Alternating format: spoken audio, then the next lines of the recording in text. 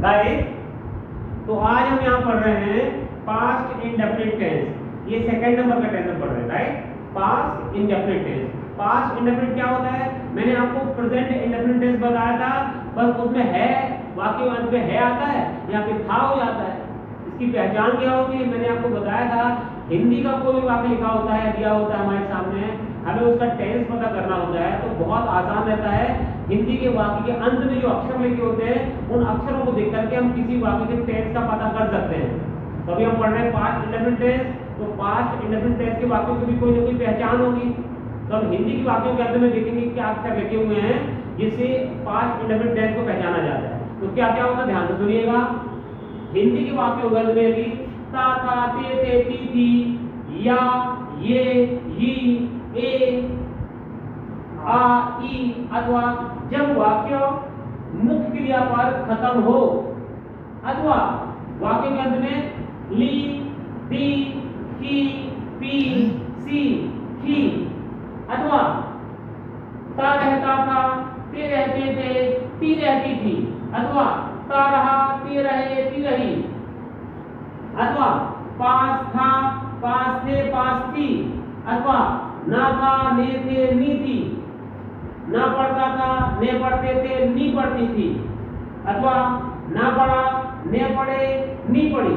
जब इनमें से कोई शब्द अक्षर आते हैं तो हमारा पास्ट इंडेफिनिट टेंस होता है। ये बहुत गहराई की चीजें बता दी मैंने आपको, समझिए भाई। एग्जांपल देते हैं यहाँ पे, मैं पढ़ता था, वाक्य के अंत में क्या रहता था, ते, थी में से कुछ आ रहा है। मैं पढ़ता था, मैंने उसे बुलाया, या तो आप इसको ये समझ लीजिए कि वाक्य अंत में या आ रहा है, या फिर ये समझ लीजिए कि मुख्य क्रिया पे वाक्य खत्म हो रहा है। या तो आप इसको ये समझ सकते हैं कि वाक्य के अंत में या आ रहा है, या ये ई में से कुछ आ रहा है, या फिर मुख्य क्रिया पर खत्म हो रहा है वाक्य। थर्ड सेंटेंस है, पापा ने चाय पी ली। ली का एक्शन है, वो एक्शन वर्ड है, ली मुख्य क्रिया पे खत्म हो रहा है। क्या होता है? वह पूरे दिन पढ़ती रहती थी, ता रहता था, ते रहते थे, ती रहती थी। पांचवा, हम लोग पूरे दिन घूमते रहे, ता रहा, ते रहे, ती रही। मेरे पास केवल 100 रुपए थे, पास थे, पास था, पास थे, पास थी।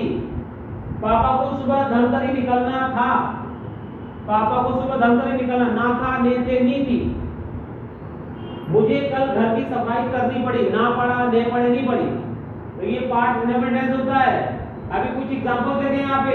मैंने अभी आपसे पूछा कि व्हाट ब्रिंग्स या ब्रॉट यू लेट, ये एक फ्रेजल सेंटेंस है। इसका स्पोकन इंग्लिश में अंग्रेजी यूज करते हैं। इसका मतलब ये होता है कि पहला सेंटेंस लिखा हुआ है व्हाट ब्रिंग्स या ब्रॉट, दोनों बोल सकते हैं, you let, what brings you let. इसका मतलब है तुम्हें देरी क्यों हो जाती है। ब्रिंग्स या ब्रॉट बोल रहे हैं, व्हाट ब्रॉट यू लेट, तुम्हें देरी क्यों हो गई। In the same thing, what brings या ब्रॉट यू देयर, ये देयर स्थान है, एडवर्ब ऑफ प्लेस है। यहाँ there, here, school, college, hotel, mall, कुछ भी हो सकता है।